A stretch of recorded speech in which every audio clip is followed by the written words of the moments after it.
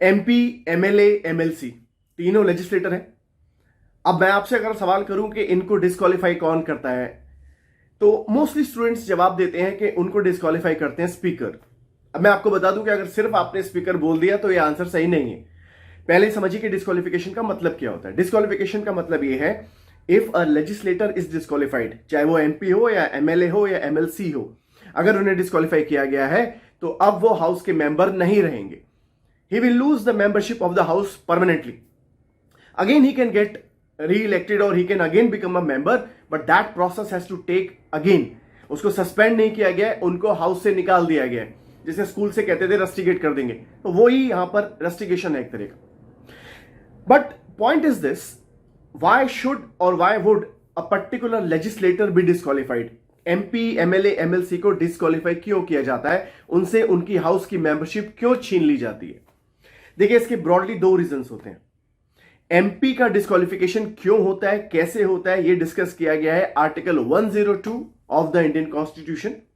और state legislator जो कि एमएलए, एमएलसी होते हैं, उनको डिस्क्वालीफाई क्यों करते हैं, कैसे करते हैं, कब करते हैं, यह डिस्कस किया गया है आर्टिकल 191 के तहत। अब समझना यह है कि ब्रॉडली दो फैक्टर्स की वजह से डिस्क्वालिफिकेशन होता है। There are broadly two major reasons why would a particular legislator be disqualified, चाहे वो एमपी हो या एमएलए हो या एमएलसी हो। Reason number 1, anti defection law.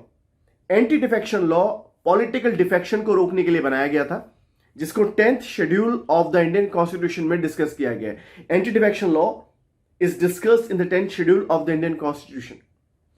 Political defection क्या है, कैसे होता है, कब होता है, ये सब मैं अलग से वीडियो बनाऊंगा, मगर अभी आप सिर्फ इसको समझिए इतना कि आपने अगर कुछ भी ऐसा किया है जिसको पॉलिटिकल डिफेक्शन बोला जाएगा और वो अलाउड नहीं है under the Indian constitution as discussed in the 10th schedule, तो आपको डिस्क्वालीफाई किया जा सकता है। मगर यहां डिस्क्वालिफिकेशन आपका करेंगे उस हाउस के प्रिजाइडिंग ऑफिसर जिसके आप मेंबर हैं।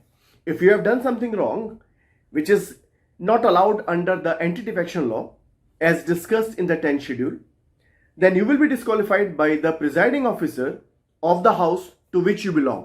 अगर आप एमपी लोकसभा है तो स्पीकर लोकसभा डिस्क्वालीफाई करेंगे, आप एमपी राज्यसभा है तो चेयरमैन राज्यसभा डिस्क्वालीफाई करेंगे, आप एमएलए है तो speaker of the assembly disqualify करेंगे, अगर आप एमएलसी हैं तो chairman of the legislative council आपको डिस्क्वालीफाई करेंगे।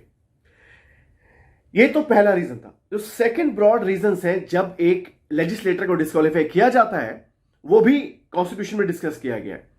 Under article 102 MP can be disqualified and here this person MP will be disqualified whether Lok Sabha और राज्यसभा, चाहे लोकसभा के हैं या राज्यसभा के हैं, एमपी को डिस्क्वालीफाई किया जा सकता है। मगर अब जिस फैक्टर्स की मैं बात करने चाह रहा हूं जिस पर डिस्क्वालीफाई किया जाएगा, ये एंटी डिफेक्शन लॉ नहीं है, ये उनके अलावा कुछ फैक्टर्स हैं। जैसे कि अगर एक MP, let's say national level, central level की बात करते हैं, एमपी लोकसभा हो या राज्यसभा हो, एमपी हैं, उनकी इंडियन सिटीजनशिप कैंसिल कर दी गई है, उन्होंने छोड़ दी है। If he is no longer a citizen of India, he may be disqualified.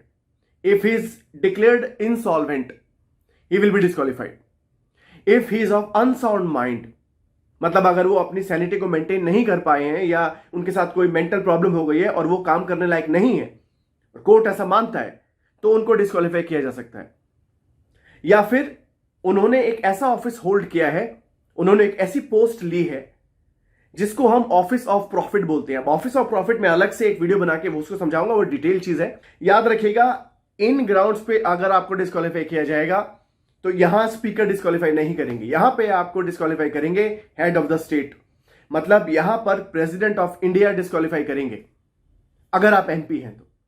और स्टेट लेवल पे यही काम गवर्नर करेंगे। एमएलए हैं, एमएलसी हैं, उन्होंने इन किसी भी 4 फैक्टर्स की वजह से अगर उनको डिस्क्वालीफाई किया जाएगा तो वहां पर गवर्नर डिस्क्वालीफाई करेंगे, प्रिजाइडिंग ऑफिसर डिस्क्वालीफाई नहीं करेंगे, क्योंकि हम उन फैक्टर्स की बात कर रहे हैं जो एंटी डिफेक्शन लॉ के अलावा है। याद रखिएगा, office of profit, loss of citizenship, unsound mind, declared insolvent, ये 4 फैक्टर्स हैं।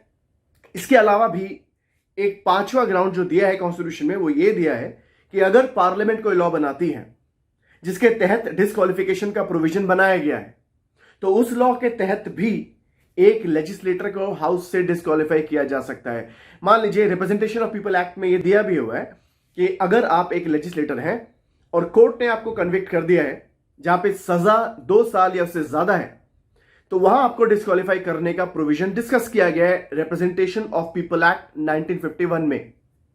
अब इस ग्राउंड पर भी प्रेसिडेंट ऑफ इंडिया एमपी को डिस्क्वालीफाई कर सकते हैं या एमएलए और एमएलसी को गवर्नर डिस्क्वालीफाई कर सकते हैं। यहां पर हेमंत सोरेन का केस बहुत इंपॉर्टेंट है। हेमंत सोरेन को डिस्क्वालीफाई करने की बात करी गई है।